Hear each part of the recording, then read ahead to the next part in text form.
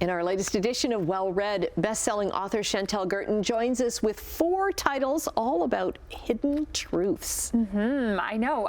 These books are so different, but they all have this theme. So the first book is This Summer Will Be Different by Carly Fortune, who is Canadian, and every summer she's putting out a very summery, set in Canada, like a romance.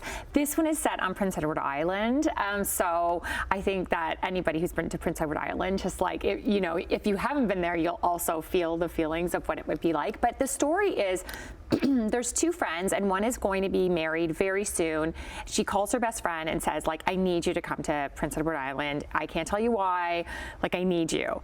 And so that's sort of like the what's going on part of it that unravels through the entire book. Like, you're wondering why, what is the secret that her friend is holding, that she needed her friends around her before she gets married. And so that's what you're kind of uncovering, but then you're just like, it's just a wonderful kind of like feeling of summer all wrapped up in a book. Her books are fantastic. Yeah, they're so easy to read and just like make you feel good. Yeah. This is Ellie Black is the next one. Okay, The Return of Ellie Black. The Return of Ellie Black. My notes could be wrong. And this one is really, I will say a warning that this one is a bit hard to read because it is a thriller.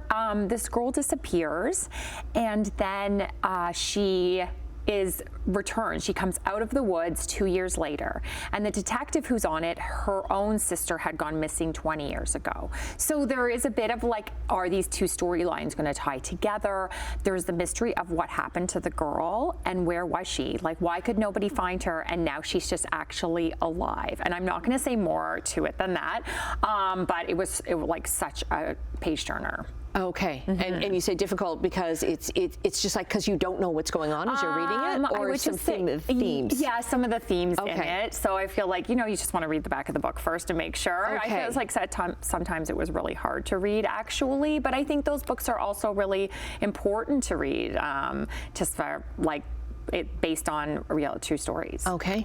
All right. Death by a Thousand Cuts. What's that about? This one is a book of short stories, and I just loved it. All of them center around are women. Each of the stories is totally different, and women in various stages of relationship. So it really looks at like what it means to be a woman in a relationship of various types, and the kind of mindset that women go through.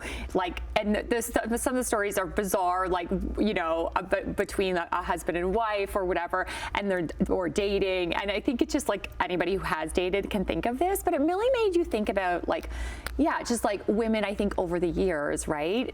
What is your role in a relationship and why? Right. Yeah. So I actually really wanted these stories to tie together. This is not a spoiler because I went into it thinking, all these stories are going to tie together, and they don't. So I think it's better to know that. Then you can just enjoy the stories for what they are. They're totally separate short stories. I think she's Canadian. I don't know. I looked at her bio and it's not very clear, but I think she's Canadian. Okay. And short stories are making such a comeback now, right? Yeah, and they're because of the legacy of Alice Munro, I think. Yeah. And it's like so nice because if you're just on a commute, you can probably get one story read, or like in a night you can read one and kind of feel that satisfaction. Okay. And the last one is called The Nix. What's that about? Okay, I just read this for book club. This book came out a couple years ago, but the author has a new book that's just come out, which I think why The Nix is a little bit like we're hearing about it again. And this is the story of a man, and he years ago got a book publishing contract, but he did not have a book in him. So he got all the money for it. He had nothing to write about, and now the publisher's like, you have to give us back the money, but he spent it. Meanwhile, his mother, who left him when he was a child, is on the news and is like a political activist, and he's like, she is not. She is like a housewife who just abandoned us, and she's done something crazy and caught it, and everybody's talking about it. It's like the video's gone viral. So now he's like, oh, well, I'll just write about my mother, and I'll dig deep into that, and that'll be the book that I can get published. Very cool. Yeah, so it's like he's uncovering what happened to her. Okay. All 4 more titles to add to my to-be-read pile. Excellent choices. We'll get all of the links up on our social media at chch.com/morninglive.